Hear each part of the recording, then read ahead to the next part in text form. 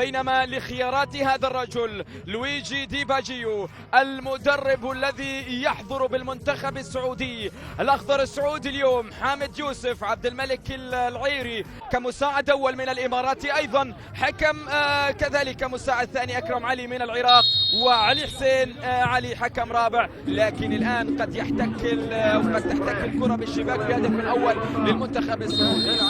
سنتابع مع الخمس دقائق الأولى. الكرة من هنالك تلعب أرضية خطيرة والدفاع يرد. أحمد ضياء القائد والليدر يدافع عن قمصان الأحمر البحريني في لقطة على الخط على أعتاب المرمى، أبعدها من على أعتاب المرمى الكرة الماضية. القائد أحمد ضياء منع هدف أول كاد أن يسجله الخطير عبد الله رديف. عودة البطولة، 8 منتخبات مشاركة، توسع واضح مقارنة ببعض النسخ القديمة. توسع بالطبع يزيد من قيمة المنافسة ويزيد من إثراء البطولة بالمواهب العديدة. لكن هنا راكان الغامدي أحد المواهب الجميلة والكرة في لعبة، يا الله ضاعت الكرة الماضية. عبد الله رديف حاول فيها لكنها كانت سهلة على عبد الله علي الأحمد. مجال الغد بالنسبة للمنتخبين. الركلة الركنية الآن تلعب داخل منطقة الجزاء، مبعدة بعد ذلك من الدفاعات، تعود مرة أخرى لمصلحة المنتخب السعودي. من هنالك اللعبة عن طريق عبد الملك العيري داخل منطقة الجزاء، لعبت هذه خطيرة سعودية، من هنالك ترفع والراسية وين وين وين يا محمد يا عبد الرحمن. الكرة إلى خارج أرضية الملعب. العبيد على السيد علي هشام. كرة تعود الآن بحرينية، عادت بعد ذلك في الخلف عند محمد الدوسري. سعودية مرة أخرى والمحاولة يتحصل على خطأ حارس المرمى حامد يوسف في الكرة الماضية. تدخل كان موجود في الكرة الماضية. عودة حارس المرمى كاد أن يلعب بالنار حامد يوسف. لعبت بهذا الشكل من محمد الدوسري. الكرة الماضية أراد أن يعيدها إليه حامد يوسف لكنه كاد أن يرتكب المحظور من أمام السيد علي هاشم. البحريني والسعودي في 37 دقيقة، نقترب من الدقائق الأخيرة لشوط المباراة الأول. الكرة والركلة الركنية، عبد العزيز العليوة يلعب كرة خطيرة بالراس لكن عند حارس المرمى مرة أخرى عبد الله رديف. كرة تعود مرة أخرى محمد الدوسري، نقل كرته إلى عبد الرحمن العبيد مرة أخرى إلى الدوسري الآن يقول كرة هذه خطيرة سعودية، ولكن أحمد ضياء يتدخل يبعد الكرة إلى ركلة ركنية. ينقل كرة للأمام في الطرف الأيمن، هذه الكرة بحرينية لكنها بعد ذلك تعود مرة أخرى الكرة سعودية. عبد العزيز العيوة الآن انطلاقة في آخر الكرات في شوط المباراة الأول. الكرة واللعبة خطيرة، عبد الله رديف، يا الله يا الله يا الله، لكن عبد الله الأحمد قال لا، منع الهدف الأول. نعم الدقائق الأخيرة قد يكون فيها شيء. العرضية الرأسية، حارس المرمى مرة أخرى، يا الله على كرات ما بين عبد الله رديف وما بين عبد الله الأحمد. الله على كرة وعلى لعبة. من هنالك الأولى جاءت سليمان هزاز، انطلق لعب الكرة العرضية إلى رديف هوب، حارس المرمى صدها ردها. الكرة بعد ذلك وصلت من هنالك راكان الغامدي، العرضية والراسية ارتطمت بالأرض. حارس المرمى عبد الله علي الأحمد على مرتين تحصل عليها، يا الله على فرصتين ماضيتين في ظرف أقل من دقيقة واحدة كاد المنتخب السعودي أن يسجل. لكن في هذا الوقت وفي هذا التوقيت محمد الهرمودي يطلق صافرة انتهاء شوط المباراة الأول بالتعادل السلبي ما بين المنتخبين. لاحظنا في شوط المباراة الأول وفي نهايته خطورة المنتخب السعودي وأخطر الفرص عن طريق عبد الله رديف. بالطبع المنتخبين يدخلا المنتخب السعودي بنفس تشكيلة أن المنافسة قوية وتكشف عن شخصية اللاعب. هذا يعني أن الاختيارات ليست تجريبية بالكامل، بل تحمل معيار الجاهزية الذهنية. أي لاعب يفرض نفسه هنا قد يطرق باب المنتخب الأول سريعا، خصوصا أيضا مع ازدحام أجندة السعودية القارية والاستحقاقات القادمة. عبد الله رديف مرة أخرى كاد أن يسجل، والكرة مبعدة من الدفاعات إلى ركلة ركنية. خطيرة الكرة الماضية، خطيرة المحاولة الماضية. عينك على هزازي، لعبها باتجاه فيصل صبياني إلى عبد الله رديف، ومن هنالك تواجد أحمد ضياء لبر الدفاع، أنقذ مرماه من تسجيل هدف أول للسعودي عبد الله رديف. الله على كرة لعبت، الركلة الركنية الآن مرت. عبد الرحمن لعب كرة من هنالك إلى عبد الملك العيري، نقلت قطعت، عادت مرة أخرى بحرينية عن طريق سعود محسن. سعود عاد للخلف باتجاه أحمد ضياء من هنالك كرته مقطوعة، الآن الارتداد، أصبحت الكرة للمنتخب السعودي. هذه خطيرة، جول سعودي أول. عبد العزيز العليوة نعم يتقدم للسعودي أولا، يسجل عند الدقيقة 51. الله على السعودية، تضرب أولا. نعم إذا تأخر الأخضر في الدقائق، وإذا تأخر الأخضر إلى شوط المباراة الثاني فهو غالبا يجهز ردا بحجم البطولة. إذا تأخر الأخضر فهو يجهز ردا بحجم البطولة. يا الله على كرة، على تمريرة مثالية، يا سلام على الحطة، حطت عالمي، حطت لاعب كبير. يا عليوة يا عبد العزيز، الله الله الله الله الله الله الله الله على طريقة الكبار، على طريقة الميسية، على طريقة المارادونية من فوق حارس المرمى. هوبا هوبا هوبا هوبا هوبا هوبا، هدف جميل. ملعوب يا ولد، ملعوب يا نجم. نعم نجم قادم في سماء الكرة السعودية.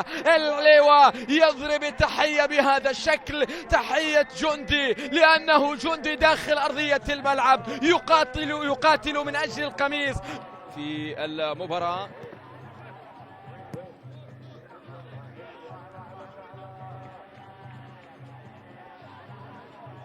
كرة تعود الآن، سعودية خطيرة. عبد العزيز بانطلاق الآن بمحاولة للسعودية إلى هزازي، خطيرة. الثاني أوه نعم، الثاني يسجل عن طريق ماجد عبد الله للأخضر السعودي.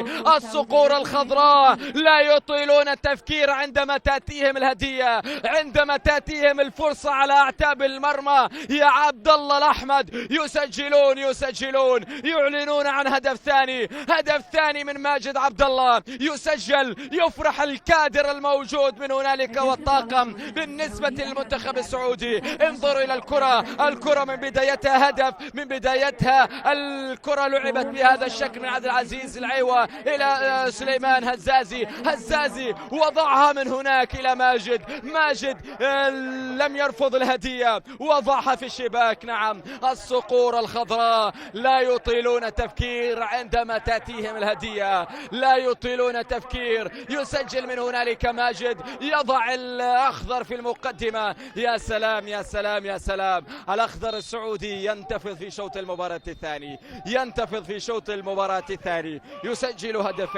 يسجل هدفين. أبناء لويجي ديباجيو يسجلون، يدخلون شوط المباراة الثاني. نهاية الشوط استغلال الحالة الذهنية للفريق الخصم، الضغط بشكل كبير حتى يسجل هدف أو هدفين، يخطف هدف أو هدفين، والآن قد يخطف الثالث. هذه خطيرة، تصل إلى سليمان هزازي، والكرة إلى خارج أرضية الملعب.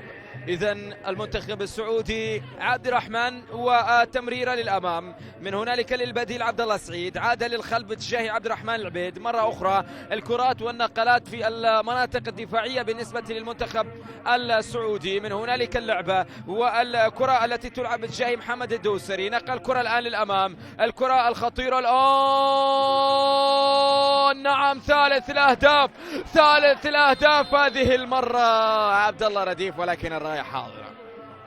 عبد الله رديف كاد أن يكسر النحس الموجود له في هذا اللقاء، لكن الراية موجودة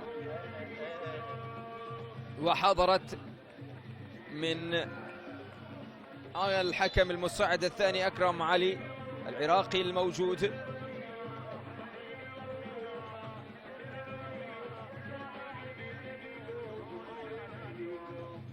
نقترب من الربع ساعة الأخيرة.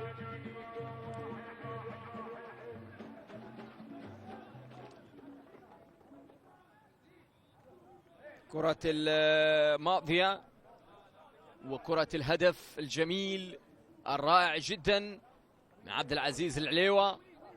هذه الكرة يعني ما في فار، ما في فار، وكان الأوفسايد موجود بأمر السيد الأخضر. الآن في منطقة الإرادة الباردة، لا يحتاج جمالا زائدا، يحتاج إلى ضبط كامل فيما تبقى. أهم شيء ألا يدخل هدف يعيد البحرين للحياة، لكن البحرين بحاجة لهدف الأمل أيضا. الكرة واللعبة الآن الثالث، لكن حارس المرمى يصد. الله على تصدي من عبد الله الأحمد. عبد الله ما زال يقول البحرين موجود على أرضية الملعب، ما زال موجود، غواصي اللؤلؤ ما زالوا موجودين، لكن هنا كرة سعودية خطيرة. الثالث أوه، جول! الأخضر الأولمبي يلعب بعمر صغير لكن بقلب كبير. عبد العزيز العليوة يسجل مرة أخرى هدف ثالث، نعم هدف ثالث بالنسبة للمنتخب السعودي. يا الله يا الله يا الله يا الله على كرة لعبت بهذا الشكل الغامدي إلى عبد العزيز. هوبا هدف ثالث يأتي للسعودي، هدف ثالث للأخضر. نعم يسجلون، نعم يأتون بهدف ثالث، يقضون على آمال البحرين في العودة. نعم السعودية استفادت من المساحات، لعبوا من الأطراف، سجلوا هدفا تلو آخر، راكان إلى عبد العزيز في الشباك، يعلن عن هدف ثالث للمنتخب السعودي. نعم السعودية إذن بحثت عن إغلاق الباب بالمفتاح الأخير، سجله عبد العزيز. وهذا ديباجيو اللي المدرب الإيطالي اللي نال ما أراد. الكرة الآن تعود من هنالك اللقطة والكرة بهدف رابع. نعم هدف رابع الآن يأتي للصقور الخضراء، لا يطيلون تفكير بل يسجل من هنالك ثامر الخيبري يسجل، يفرح، يعلن الاحتفالية بهذا الشكل. هدف رابع جميل من خارج منطقة الجزاء، يسجل لمصلحة المنتخب السعودي. نعم يسجل الخيبري هدف مثالي جدا بهذا الشكل باليسار من خارج منطقة الجزاء، وضعها في الشباك.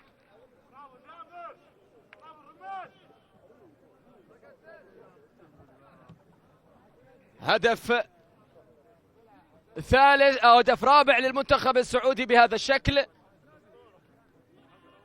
هدف جميل، هدف ملعوب من ثامر الخيبري بطريقة رائعة جدا.